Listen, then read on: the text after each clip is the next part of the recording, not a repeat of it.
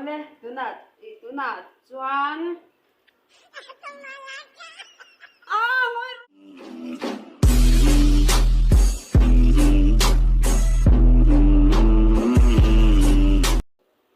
ole ka chana la ka lo lom le vek chewa tun tuma chuan alu chop kan lo siam le anga min lo thlir le theu ulangin min lo thlir tu te chunga khan lom thu kan soi ngal ni box sela like le comment le share khamin lo thei hi sak lo bok ula chuan hei ti hianin ama sapera chuanin alu hi kan han chhum hin photanga chuan kan chhum min zwa khan kan khele vekanga fai tevin chuan kan rot som le anga lo thlir zel don ya o ne na chuan ti hianin kan chhum mina kan khe fai vek to a chuan kan khe fai hnuah khan ti hianin kan han rot koi le anga hei ka do ai na lo min da usata ma se poi lo to ra ngai la hei alu chop siam dan hi nia aol sama mani ina phei chuan du ang thalin siam the tui de min mo chuan alu chop siam dan hi request na kan do na wangin kan ram siam do na kan subscriber te du om tak tak kan member du om tak tak te tan liao liao ani o abik takin ka chan no ngai mai an veng chu sei la vila ute te khan lo en sela uluk devin ani hi abuaya ana te rong te bol ngai vak lawa chuwang chuan alu chop te kha i lo siam ve do ni chuan i ka ti ang hianin i lo ti ve anga tui devin in lo ei don nia chuanin ti hian ka han rot zo to a hei rot koi hlu turani lawa le lama chuan ba kan kena a hlom te kha har ve ta chuan chu mi zo chuan ti hianin kan han rot koi zo a khanin ba khor chan dip sa hi tang kan tel don sin te in kan chananga ti hian a sho shup kha chu atui lo ba ka a meng te kha ate moi lo ve a tan sin theng verin kan han chananga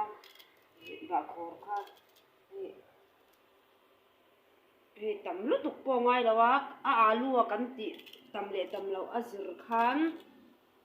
a mix tur thil anga po kha ti hian a hriat ve mai thei ta mani ina khanin ten in lo siam ve theu don na ka kan sui ni box sela chuanin min lo thlir thin tu te chunga khat kan lom em a min lo en sak ve zel turin kan som tak meu chawa min lo subscribe sak ve ula min lo like sak ve thin bokanga chang comment lama te khanin ron sui thin ro kini chuan ti hang kan rem chan dan ang kha kan ron ti ve mai thina chuan ba khor zo a khanin ti hian purun sen hi kan han chan le anga purun sen po hi sin the ang perin ti lamo atui du bi ka a ate anuam ta a sin te ti khan purun sen po hi alu kan ti tam dana zir khan azat turang ka chu hriat ve mai thei ta tang kan tel mai don ya chuanin chi te kha kan al ngal vek bokanga chuan kan mix le vekanga chumi hnuah chuan artui nen khan kan kang mai don ani artui po alu tam dana zir khan angai tamin ngai tam lo ve zel ta atiang khan ta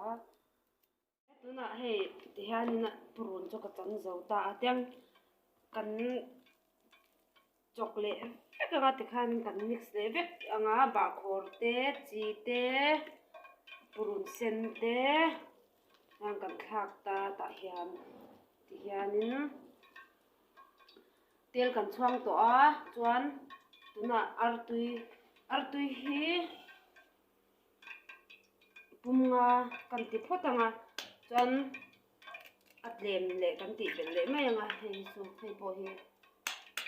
kan tura kha atam le tlem ta ni zer kha ni lei ta pum nga hi kan mang photanga artui tam te hianin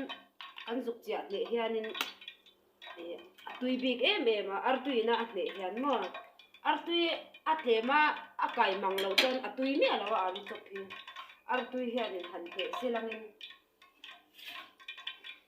atui du em tan artui hi ta han tan kan thera ka ma tan som ve ka ma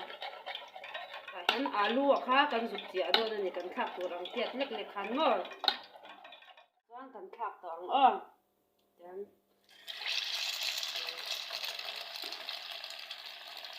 artuya kan tia tin zo a chan tel sa khang kan sa ka